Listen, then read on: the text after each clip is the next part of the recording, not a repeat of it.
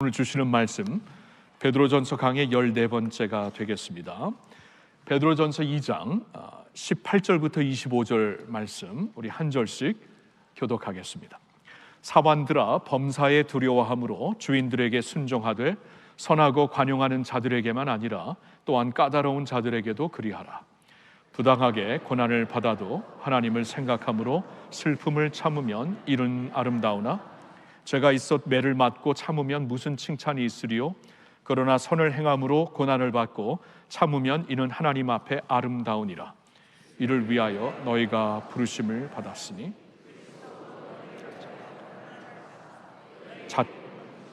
그 자취를 따라오게 하려 하셨느니라.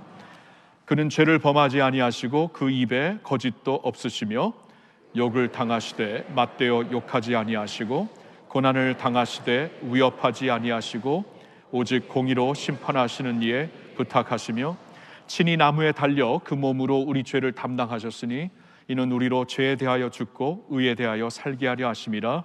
그가 채찍에 맞음으로 너희는 나음을 얻었나니 너희가 전에는 양과 같이 길을 잃었더니 이제는 너희 영혼의 목자와 감독 되신 이에게 돌아왔느니라. 아멘. 어린 시절에 제가 참 저 자신도 놀랄 만큼 오열한 적이 있었습니다. 제가 그렇게 슬퍼할 수가 있구나, 이제 그렇게 느낀 적이 있었는데요. 이제 미국에 이민을 가서 얼마 안 됐을 때, 초등학교 한 5학년쯤 되었을 때, 한번 교장 선생님 방으로 이제 부름을 받았어요. 뭐 제가 잘못한 것도 아닌데 갑자기 이제 그쪽으로 이제 불려갔던 것이죠.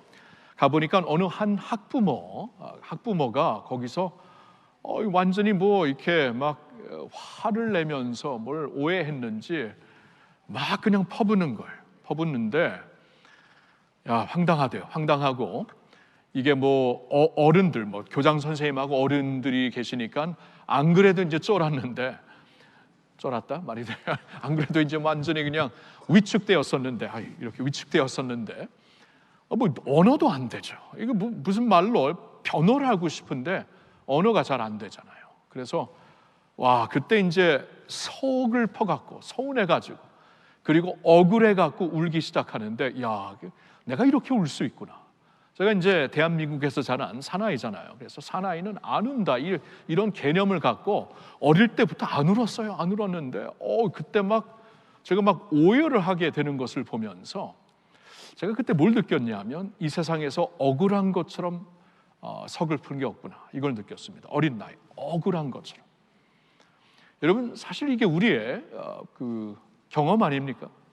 억울한 것처럼 서글픈 게 어디 있어요, 세상에.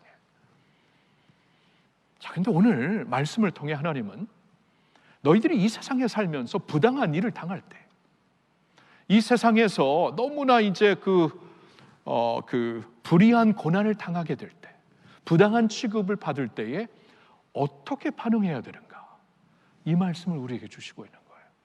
자, 이 컨텍스트를 한번 다시 쭉 말씀드리면은, 베드로전서의 말씀은 이제 이 세상에서 그 나그네처럼 살고 있는 거룩한 나그네들, 거류민과 나그네처럼 살고 있는 우리들에게 주시는 말씀이 아닙니까? 그래서 이 세상에 몸을 두고 있지만 저 하늘나라 천국 백성들로 살면서 그래도 이 세상에 살고 있는 너희들이 왜 이 세상에 남겨준 것인가, 하나님께서 이제 백성들에게, 자신의 백성들에게 정체성을 주시죠. 그래서 우리 금년에 이제 표에 나와 있듯이 너희는 택하신 족속, 왕 같은 제사장, 거룩한 나라, 하나님께 소유가 된 백성이다라고 우리에게 정체성, 거룩한 정체성을 주시면서, 그러면서 우리를 세상에 남겨두신 이유를 말씀해 주십니다. 2장 9절 하반절을 보면, 이는 너희를 어두운 데서 그의 기이한 빛으로 들어가게 하신 그분의, 하나님의 아름다우신 덕을 온 세상에 선포하라고, 온 세상에 선전하라고 너희를 이 세상에 두신 것이다라고 말씀을 해주시고 있습니다. 이게 이제 베드로전서를 통해 계속 우리에게 주시는 말씀이 되는 거예요. 이러한 문맥에서 오늘 말씀도 우리가 이해를 해야 되는데, 이 세상에 우리가 뭐 주인으로 살고 있던, 자유인으로 살고 있던, 피고용인으로 살고 있던, 노예로 살고 있던, 하나님이 모든 사람들을 부르셨습니다. 세상은 사람들을 구분하고 구별하지만 하나님은 모든 사람들을 수고하고 무거운 짐진 자라 다 내게로 오라고 말씀을 하셨죠. 그리고 모든 사람들에게 새로운 이 지위를 주십니다. 하나님의 자녀들이다. 그래서 하나님 안에서 아들이다, 딸이다.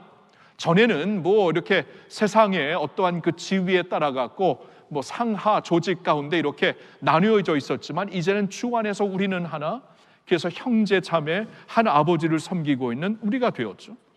그러면서 그러한 문맥 가운데 이제 특별히 오늘은 사환들에게 주시는 말씀이에요. 그렇죠? 이 세상에 하나님의 아름다운 덕을 선전하라고 모든 백성들을 남겨주셨지만 그 중에서도 사환들, 종이라는 뜻입니다.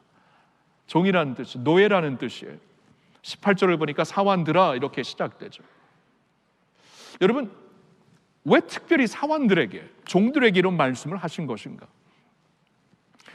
신약 성경을 보면은 고린도 전서에서도 그런 말씀을 하시고 에베소서, 골로새서, 디모데전서, 디도서에서 종들에게, 노예들에게 구체적으로 주시는 말씀이 있어요. 왜 그랬을까요? 여러분, 로마 제국의 3분의 1이 노예였다고 합니다. 이 신약 성경 초대교회 시대 때에 3분의 1이 노예였고 예수 믿는 자들, 성도들 가운데서는 3분의 2 이상, 아니 80%, 90%가 노예였다라는 그러한 기록이 있습니다.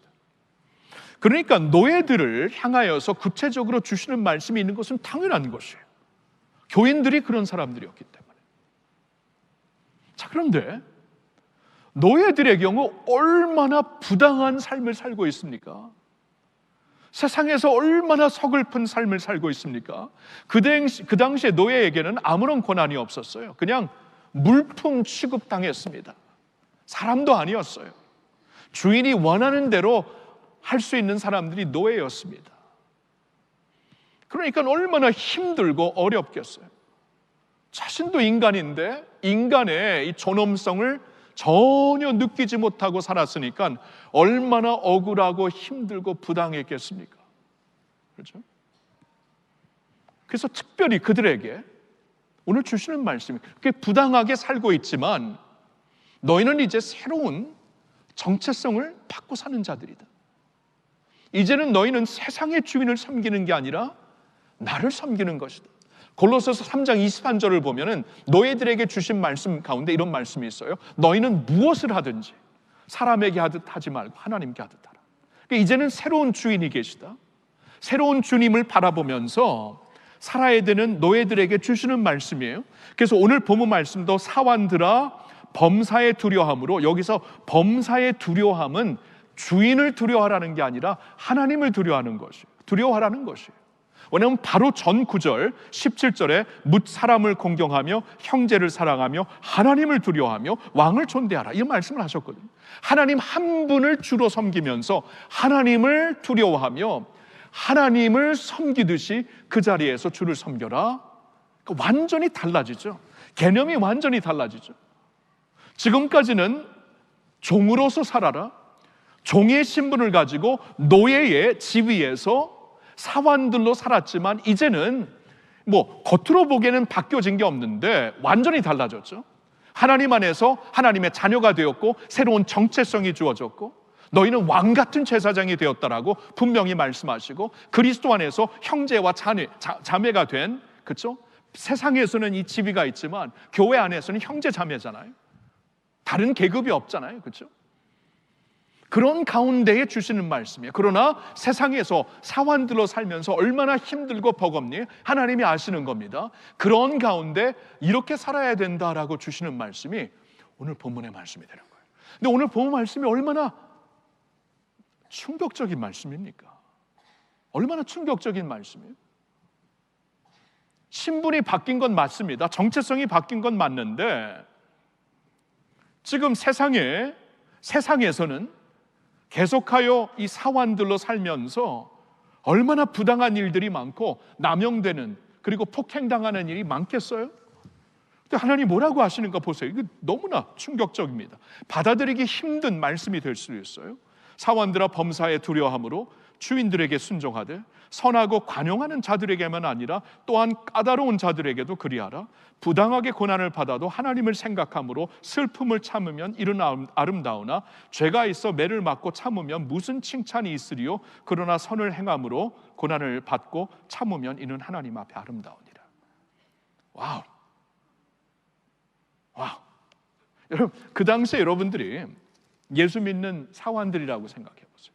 종들이라고 생각해 보세요. 하나님께서 그러면 좀 적어도 부당하게 당하면은 너 인권을 위해서 싸워야 된다. 너 부당함과 이제 그냥 마찰하면서 싸워야 된다라고 적어도 이런 말씀을 주시면 속이라도 시원하지 않겠습니까? 너희는 이제 새로운 신분이 주어졌으니까 그렇게 비굴하게 살 필요 없다라고 이 정도로 말씀을 주시면 좀 속이라도 시원하지 않겠어요? 근데 전혀 다른 말씀을 하십니다. 그 자리에서 잘 순종해라. 인격적으로 대해주는 주인에게만 아니라 비인격적으로 대해주는 주인한테도, 까다로운 주인한테도, 아니 성경을 보니까 못된 주인들에게도 선을 행하면서 순종하라. 여러분, 이 말씀을 어떻게 받아들이실래요? 그 당시에 살고 있는 노예였다면 굉장히 받아들이기 힘든 말씀이 아니겠습니까? 성경 말씀 중에 참 이해하기가 힘든 말씀 중에 하나가 오늘 본문의 말씀이에요. 이걸 어떻게 이해해야 될까요? 자, 오늘 말씀을 이 의미를 좀 파악하기 전에 한 가지 좀 노예 제도에 대해서 잠시만 말씀을 드릴게요. 강의 시간이 아니기 때문에 설교 시간이어서 이 노예 제도에 대해서 긴 말씀 못 드립니다. 그런데 여러분, 신약 성경에 보면은 그렇게 많은 서신서에 노예에게 주시는 말씀이 있지만 한 번도 정면으로 싸우라는 말씀을 주신 적이 없어요. 정면으로 싸우라라고 주신 적이 없습니다. 자, 그러면 노예 제도를 그대로 인정하시는 것인가? 성경에서 하나님은 그럼 노예 제도라는 것을 그냥 봐주는 어떠한 제도로 남겨두시려는 것인가? 아니죠. 노예 제도는 악한 것입니다. 악한 것이면 어떻게 해서든지 고치고 제거해야죠. 악한 것인데. 자, 그런데 왜 신약에서는 정면으로 이 노예 제도와 싸우라는 말씀을 주시지 않은 건가? 근본적으로 바뀔 것이 없기 때문에. 여러분, 한 그 악과 싸운다고 다른 악이 없어집니까? 이 본질이 무너지지 아니하면 무너지지 않아요. 본질이 무너지지 않으면. 그런데 이겁니다. 그래서 정면으로 싸워가지고 이 겉모습만 바꾸려는 것이 아니라 본질적으로 바꾸려고 하시는 것이 본질. 이건 시간이 걸리지만 복음으로 하시는 겁니다. 복음으로. 복음이 들어가니까 그리스도 예수의 십자가 복음으로 중간에 막힌 담을 헐으시잖아요. 전에는 유대인들, 이방인들, 전에는 자유인들, 종들, 남자, 여자 이렇게 완전히 나눠져 있고 차별되어 있고, 그런데 이제는 그리스도 안에서 없다 그러잖아요. 복음이 들어오니까 바뀌는 겁니다. 그래서 정면으로 싸우진 않지만 복음으로 말미암아 이 기반을 훼손시키시는 거예요. 기반을. 그래서 역사를 보면은요, 여러분, 복음이 들어간 곳에 노예 제도가 시간이 걸리지만 없어지게 됩니다. 영국도 그렇고 미국도 그렇고 복음이 들어가면 없어지게 되어 있어요. 우리나라에서도 한때 100년 전만 해도 얼마나 이 상하 이 조직이 확실했습니까? 이 계급 제도였죠, 이 나라에. 근데 이게 어떻게 바뀌어지던가요? 여러분 잘 아시는 그 금산교회 스토리를 잘 아시죠? 그 금산교회라는 것이 이제 한 100년 더 넘었죠. 그때 이제 그 조덕삼 장로님이 나중에 되셨는데, 그분이 선교사님들에게 복음을 받고 예수님을 영접하게 되고 온 가족들 그리고 종들까지도 사환들까지도 다들 이제 예수를 믿게 하였죠. 그러면서 이제 그 동네에 교회가 시작되었는데, 그 교회에서 이제 첫 번째 조직이 필요하기 때문에 첫 번째 장로 투표가 있었는데 다들 조덕삼 이 집사님이 장로님이 되셨죠. 다들. 근데 이 비밀 투표로 열어보니까 조덕삼 집사님이 아니고 이자익 청년이, 이 청년 집사가 장로 투표 처음 장로가 된 거예요. 근데 이자익이 누구냐 하면은 그 집의 마부였습니다. 조덕삼 그 집사님의 마부, 종이었어요, 종. 그러니까 사람들이 얼마나 본인들이 투표해놓고 깜짝 놀란 거예요. 이게 진짜 됐네. 그때 조덕삼 그 집사님이 일어나서 이런 말을 하죠. 여러분, 이것은 하나님의 뜻입니다. 제가 보기에도 저보다 훌륭한 인품을 갖고 있고 신앙을 갖고 있는 자가 이 청년 이자익 집사님입니다. 이분이 우리 교회에서 첫 번째 장로님이 되는 것은 하나님의 뜻입니다 하고 완전히 충격적인 발언을 하죠. 여러분, 이게 어떻게 가능한 것이? 복음이 들어오니까 가능하죠. 밖에서는 제도에, 이 인간적인 제도에 종이 있고 주인이 있고 이 상하 조직이 있지만 그리스도 안에서는 한 형제 한 가족이잖아요. 그러면서 보니까 이 마음의 밭이 바뀌게 되는 것이고 기반이 바뀌게 되는 것이고, 그러면서 나중에 이제 조덕삼 집사님도 장로님이 되시지만 그 후에 이자익 장로님이 목사님이 되시고 그분을 목사로 섬기고, 그분이 또한 우리나라의 아주 그 장로교 교단에서 유명한 그 총회장도 되시고, 여러분 우리 한국교회 이런 스토리가 수도합니다. 그러니까 복음이 들어가니까 저절로 바뀌어요. 기반이 바뀌니까, 마음이 바뀌니까. 여러분, 하나님은 그렇게 역사하셨어요. 정면으로 싸운다고 근본적으로 바뀌는 거 없습니다. 한 악한 제도는 다른 악한 제도로 이게 리플레이스, 계속 연결되게 되어 있어요. 그러니까 근본을 해결할 수 있어요. 죄입니다, 죄. 근본을 해결하며 이 죄로 말미암아 이 밭이 더러워져 있기 때문에 이 밭이 새롭게 되고 인간이 변하고 속 사람부터 변할 때에 이 세상에는 악이 없어지는 거고, 십자가, 예수 그리스도의 십자가로 말미암아 중간에 막힌 다음 곧 원수된 것을 에베소서 2장 14절 헐으시는 것이에요. 그 정도만 좀 말씀을 드릴게요. 자, 그런데 이제 다시 오늘 본문으로 들어옵니다. 근데 지금 이 제도 가운데, 제도가 있잖아요. 제도 가운데 이제 사환들에게 무슨 말씀을, 아까 우리가 보았지만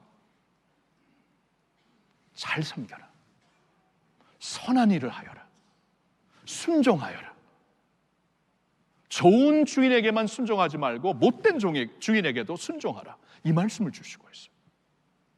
왜 말씀을 주시는 것인가? 자, 베드로전서 전체 문맥과 함께 오늘 본문을 통해서 구체적으로 좀 세 가지를 보겐 제가 이 말씀을 오늘 드리고 싶은 이유는, 오늘날 우리는 뭐 종이 아니잖아요. 사환들이 아닌데 우리에게도 그대로 적용되는 말씀입니다. 왜냐하면은 우리가 이 세상에 살면서 있잖아요. 베드로전서를 보면은 이제 오늘 본문은 사환들에게 구체적으로 주실 말씀이지만 같은 내용의 말씀으로 3장을 한번 보시래. 말씀 있으면은, 성경 있으면 3장 13절과 14절을 보세요. 여기 보면은 일반적으로 성도들에게 비슷한 말씀을 하십니다. 또 너희가 열심으로 선을 행하면 누가 너희를 해하리요? 그러나 의를 위하여 고난을 받으면 복 있는 자니 그들이 두려워하는 것을 두려워하지 말며 근심하지 말라. 거의 비슷한 말씀을 하십니다. 이번에는 일반적인 성도에게 3장 16절과 17절을 보세요. 선한 양심을 가지라. 이는 그리스도 안에 있는 너희의 선행을 욕하는 자들로 그 비방하는 일에 부끄러움을 당하게 하려 함이라. 선을 행함으로 고난 받는 것이 하나님의 뜻일진데 악을 행함으로 고난 받는 것보다 나으니라. 비슷한 말씀입니다. 그러니까 2장 오늘 본문에 사환들에게 구체적으로 주시는 말씀을 3장에서는 일반적으로 우리 모두에게 주시고 있어요. 왜냐하면 우리 모두도 이 세상에서 어떠한 조직 안에 들어가서 살고 있습니다. 이게 일터가 되든 가정이 되든 어떤 학교가 되든 우리가 조직 안에 들어가서 살고 있는데 그 안에서 부당한 일을 당하게 되잖아요. 억울한 일을 당하게 되잖아요. 그러면 그때 어떻게 하면서 하나님의 아름다우신 덕을 선포해야 되는가? 자, 그들의 그 안에서 잘 순종하여라, 그 안에서 선행을 거하면서 인내하여라라고 말씀을 주셔요. 자, 그 이유를 제가 오늘 본문을 통해서 여러분들에게 말씀드리고 싶습니다. 그 이유를 알아야 우리에게는 동기부여가 될 거예요. 첫 번째 이유는 바로 이것입니다. 하나님의 은혜를 드러낼 수 있기 때문입니다. 불의한 고난 속에서도 선을 행하며 견뎌야 하는 이유는 하나님의 은혜를 그래야 드러낼 수 있기 때문이에요. 여러분, 오늘 본문을 보시면은 이 같은 문장이 두 번 나와요. 19절과 20절인데 이 19절을 보면 부당하게 고난을 받아도 하나님을 생각함으로 슬픔을 참으면 이는 아름다운 것이다. 20절 죄가 있어 매를 맞고 참으면 무슨 칭찬이 있으리요? 그러나 선을 행함으로 고난을 받고 참으면 이는 하나님 앞에 아름다우니라. 하나님 앞에 아름다우니라. 이 단어를 원어로 보면은 카리스로 나와 있습니다. 카리스로. 이게 은혜의 아름다움이다. 이렇게 나와 있어요. 은혜다. 카리스, 은혜. 우리가 이렇게 살면 은혜가 드러나는 것이다. 하나님의 아름다운 은혜가 드러나는 것이다. 이걸 두 번이나 말씀을 하십니다. 여러분, 다시 말씀드리는데 하나님이 이 세상에 우리를 남겨두신 이유는 너희가 이 세상에서 이렇게 왕같은 제사장, 하나님의 소유된 백성으로 살면서 하나님의 아름다운 덕을 세상에 선포하라고. 그 아름다운 덕이 뭐예요? 은혜예요, 은혜. 하나님의 아름다우신 은혜를 세상에 보이라고 말입니다. 근데 여러분, 은혜가 무엇입니까? 은혜는 내가 받기에 합당하지 않는 그것을 주실 때, 받아야 되는 것에 반대를 주실 때, 그게 은혜잖아요.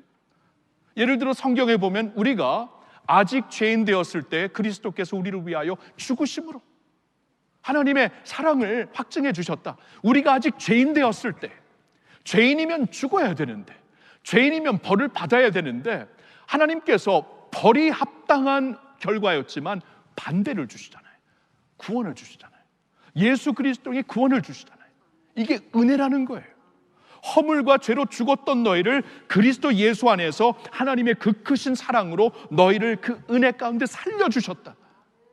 하나님이 살려주시는 하나님의 그 어떠한 그 심판과 하나님의 이 사망으로 심판하는 것, 죽음으로 심판하는 것이 마땅한 결과인데 반대를 주십니다. 생명을 주십니다. 이게 은혜잖아요. 그럼 세상에서 보세요. 세상에서 나를 막 억울하게 만들고 부당하게 대우하고 이거 진짜 나 못 참겠다 하면서 막 울분을 터뜨릴 수밖에 없는 그때에 당연한 반응은 울분을 터뜨리며 싸우는 거죠.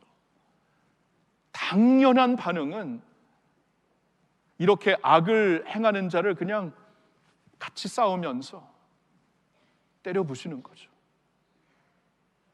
그게 당연한 반응인데 은혜의 반응은 반대입니다. 부당하게 해주는데 축복을 해요. 예수님, 오른뺨을 때리면 왼뺨을 주라. 너를 박해하는 자들 축복하라. 너를 끌고 오리를 가려고 하면 심리까지 가라. 겉옷을 달라 그러면 속옷까지. 그렇죠?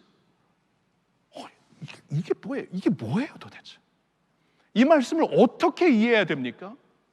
너희는 이 세상에서 은혜를 드러내는 사람들이다. 왜냐하면 은혜를 받았잖아요. 은혜를 알잖아요. 이런 은혜가 어디 있습니까?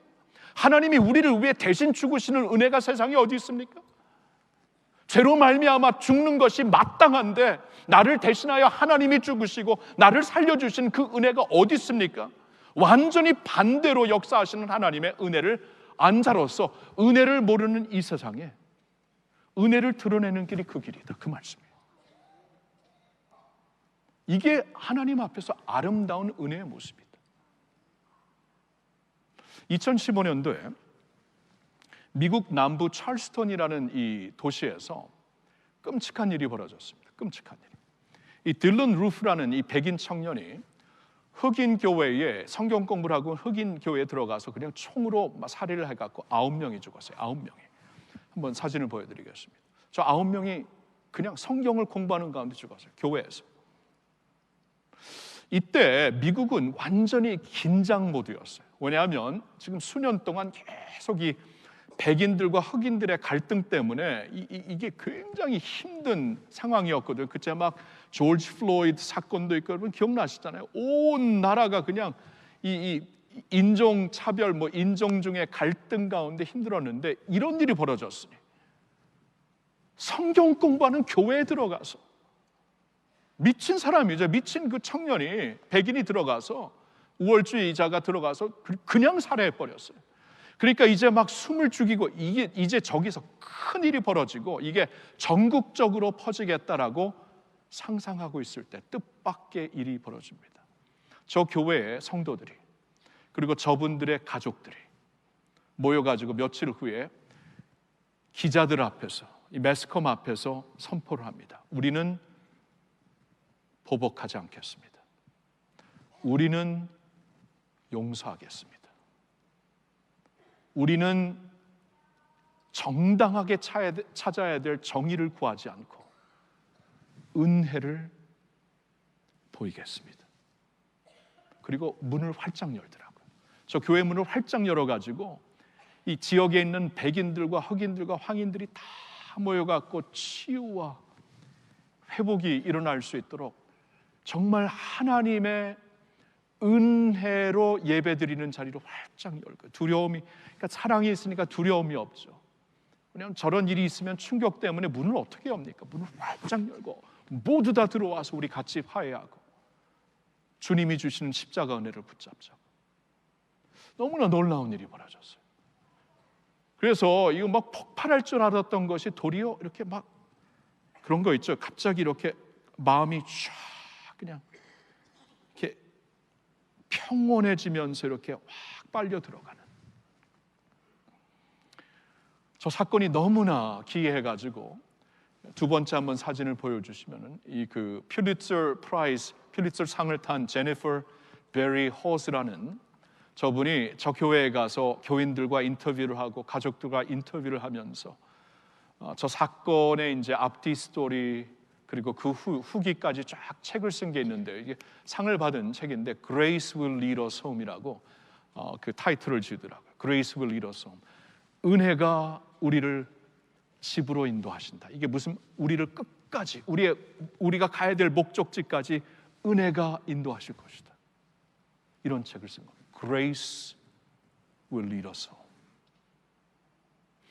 여러분, 예수님이 다시 오시기 전까지 이 사회는 악이 남아 있습니다. 악과 싸워야죠. 악과 분명히 싸워야 되는데 어떻게 싸웁니까? 선으로 악을 싸우죠. 성경에 선으로 악을 싸워라. 악으로 악을 싸우는 게 아니라 선으로 악을 싸우라 그러죠. 그럼 선으로 악을 싸우는 게 뭐야? 은혜로 하라는 거죠. 은혜로 예수 그리스도의 십자가 은혜로 근본적인 변화를 일으킨 것처럼 사회에 이 악한 제도를 없애고 이 선으로 악을 싸우고 대적하라고 분명히 말씀을 하시잖아요. 부당한 대우를 받지만 그 안에서 은혜로 보답하고 도리어 선을 베풀고 계속 선을 행하면서 인내하라. 이 말씀이 왜 이 말씀을 주시는 건가? 그래야 너희를 통해 은혜가 세상에 드러나는 거다. 오늘날 우리 사회에 참 그 아픔이 많습니다. 요사이. 그래서 이제 기도하자라고 여러분들을 부르고 있는 것인데 아픔도 많고 갈등도 많습니다. 이 갈등 가운데 여러분 주님이 가르쳐 주시는 대로 은혜의 길을 선택하시길 예수님의 이름으로 축원합니다. 두 번째 이유가 있습니다. 왜 불의한 고난 속에서도 선을 행하며 견뎌야 하는 것인가? 그 이유는 예수님이 바로 그런 길을 걸으셨기 때문에. 예수님이 그 길을 걸으셨어요. 여러분 오늘 본문 말씀 21절을 한번 보실래요? 21절을 보면 이는 이렇게 우리가 사는 것, 부당한 가운데서도 선을 행하며 견디면서 사는 것은 이를 위하여 너희가 부르심을 받았다. 이걸 하라고 부르심을 받았다. 여러분 이렇게 생각하신 적 있나요? 우리가 이제 뭐 선교 사역을 하라고 부르심을 받았다, 뭐 목회하라고 부르심을 받았다, 이런 말은 자주 사용하지만 이렇게 부당한 일 가운데 선을 행하면서 부당함을 인내하고 선을 베풀라고 부르심을 받았다라고 생각한 적이 있어요. 성경에 보니까 그래요. 이를 위하여 너희가 부르심을 받았다. This is your calling. 이 소명이다. 이걸 왜 소명이라고 말씀하시는 건가? 예수님이 이렇게 걸으셨어요. 예수님이. 여러분 우리가 궁극적으로 따라야 될 분은 한 분입니다. 예수님입니다. 성경에 보니까 하나님이 미리 아신 자들을 그 아들의 형상을 본받게 하기 위하여 미리 정하셨으니 로마서 8장 29절에 하나님께서 우리를 구원하시면서 무슨 일을 위하여 우리를 정하면서 구원하셨는가? 그 아들의 형상을 본받게 하기 위하여 예수를 믿고 예수를 따르라고, 예수의 발자취를 그대로 따르라고 우리를 불러주셨다라는 거예요. 그렇죠? 그 말씀을 여기서 하고 있는 거예요. 이를 위하여 너희가 부르심을 받았으니 뭐예요? 그리스도도 너희를 위하여 고난을 받으사 너희에게 본을 끼쳐 그 자취를 따라오게 하려 하셨느니라. 이 본을 예수님이 보이지 않아 하셨나? 우리가 따라야 되는 그분, 우리가 닮아가야 되는 그분이 이 길을 친히 걸으시지 아니하셨나? 우리에게 말씀하시는 거예요. 그래서 22절부터 보세요. 그는 죄를 범하지 아니하시고 그 입에 거짓도 없으시며 욕을 당하시되 맞대어 욕하지 아니하시고 고난을 당하시되 위협하지 아니하시고 오직 공의로 심판하시는 이에게 부탁하시며, 공의로 심판하시는 이에게 부탁하시며 친히 나무에 달려 그 몸으로 우리 죄를 담당하셨으니 이는 우리로 죄에 대하여 죽고 의에 대하여 살게 하려 하심이라. 그가 채찍에 맞음으로 너희는 나음을 얻었나니. 예수님이 이 길을 걸으셨어요. 이렇게 사셨어요. 예수님, 우리가 따라야 되는 예수님, 우리가 본받아야 되는 예수님. 욕을 당하실 때 맞대어 욕하지 아니하십니다. 고난을 당하실 때 맞대어 위협하지 아니하셨습니다. 그리고 이 모든 것을 하나님께, 공의로 심판하시는 하나님께, 그러면 뭐 맞대어 안 한다는 것은 그냥 놔두라는 건가? 아닙니다. 아닙니다. 하나님이 심판하신다. 하나님께 맡겨라. 공의로우신 하나님이 심판하신다. 이 세상에 제대로 심판하시든지 아니면 마지막 날에 하나님의 심판대 앞에서 심판하시든지 하나님이 반드시 심판하실 것이기 때문에. 그렇죠? 하나님 앞에 우리가 숨길 게 뭐가 있어요? 하나님 앞에 우리가 감출 게 어디 있습니까? 무엇이 있겠습니까? 하나님 다 보고 다 하시는데 하나님께서 공의로 심판하시기 때문에 그분께 다 맡기며 자신에게 욕을 퍼붓지만 맞대어 욕하지 않고 자신을 때리고 채찍질하고 침 뱉고 십자가에 못 박여 죽였지만 맞대어 위협하지 아니하셨다. 이게 예수께서 가신 길이다. 그러면 우리가 부당한 자리에서 이건 정말 불의한 일이 아닌가? 너무나 억울한 일이 아닌가? 근데 그 자리에서 맞대어 욕하고 맞대어 싸우지 않고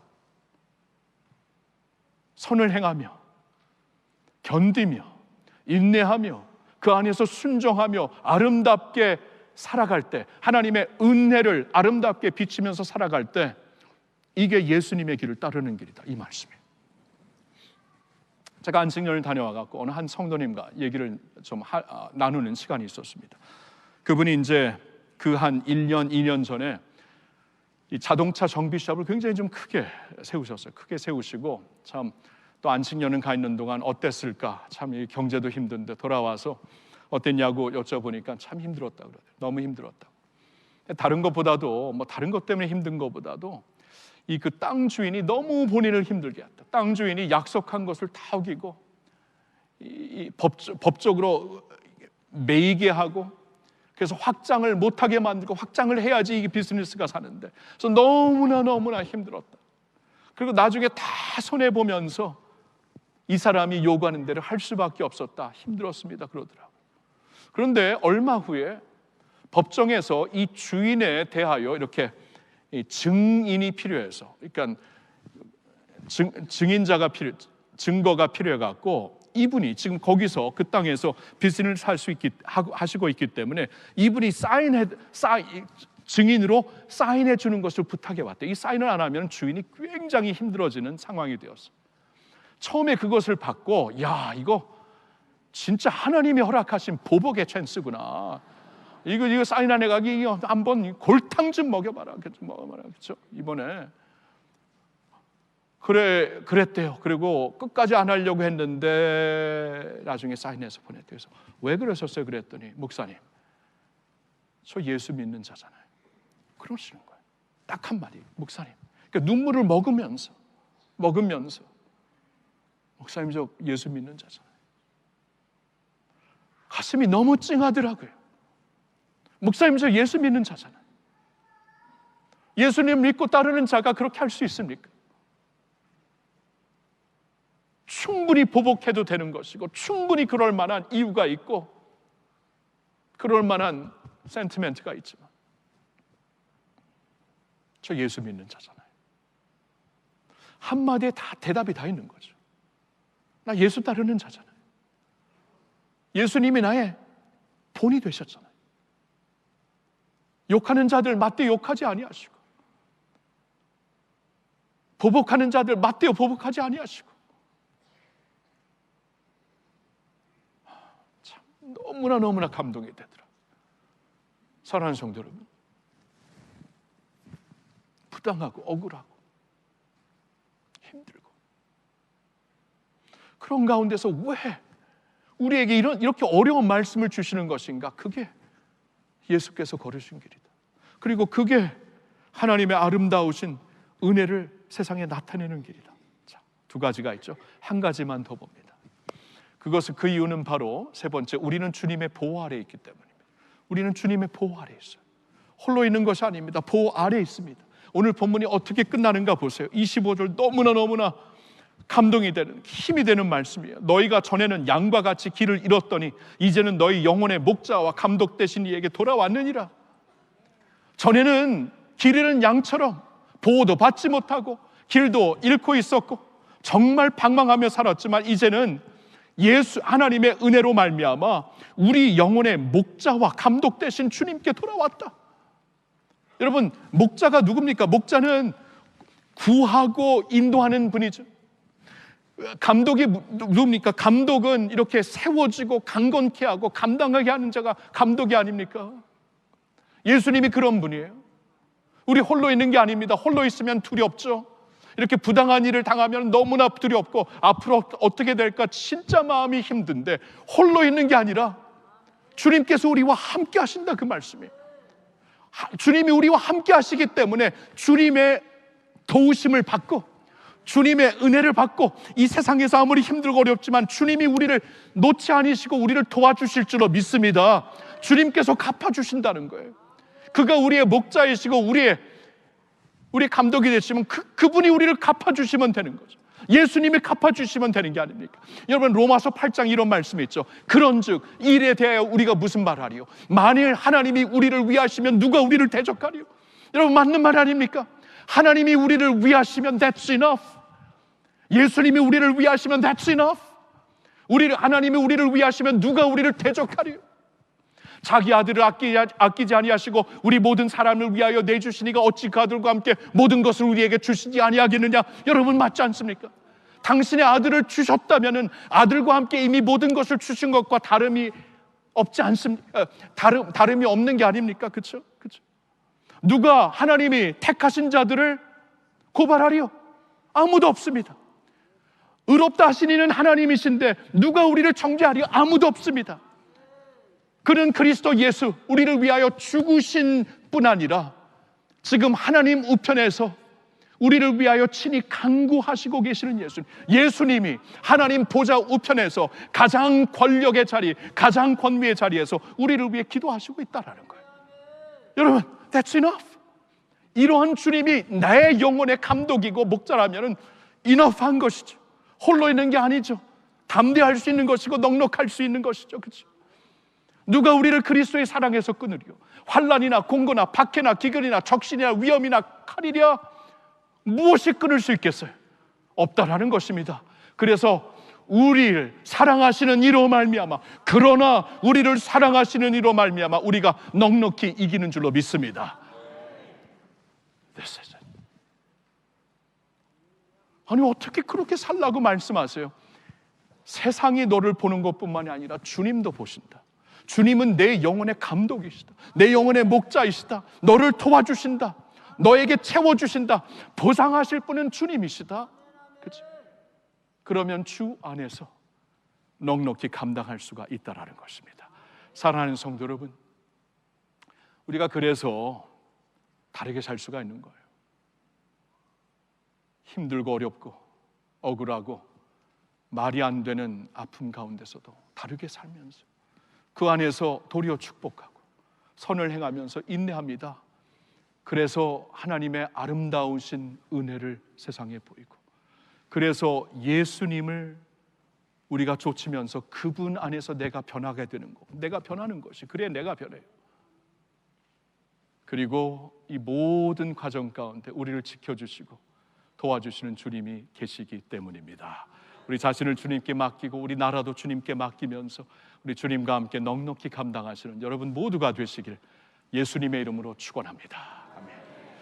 고마우신 주님, 고마우신 주님, 오늘 우리는 주님의 어려운 말씀이지만 세상에서 반드시 듣고 따라야 되는 말씀, 그래야 하나님의 아름다운 덕을 세상에 보일 수가 있고 주님께서 가신 길을 나도 걸으면서 주님을 닮아갈 수가 있고, 그리고 세상에서 전에 몰랐던 나를 도우시며 나와 함께 하시는 예수님의 은혜를 채워주심을 매일 체험하며 살 수 있기 때문에 이런 길을 걸으라고 주시는 말씀 잘 받습니다. 하나님, 우리 삶에서도 일터든 일터이든 가정이든 어떠한 조직 안에서든 이러한 어려움이 있겠지만 오늘 주시는 말씀 붙잡고 늘 선으로 악을 이기며 하나님을 찬양하며 하나님을 영화롭게 하는 저희들 모두가 되게 하여 주시옵소서. 예수님의 이름으로 감사드리며 기도하옵나이다.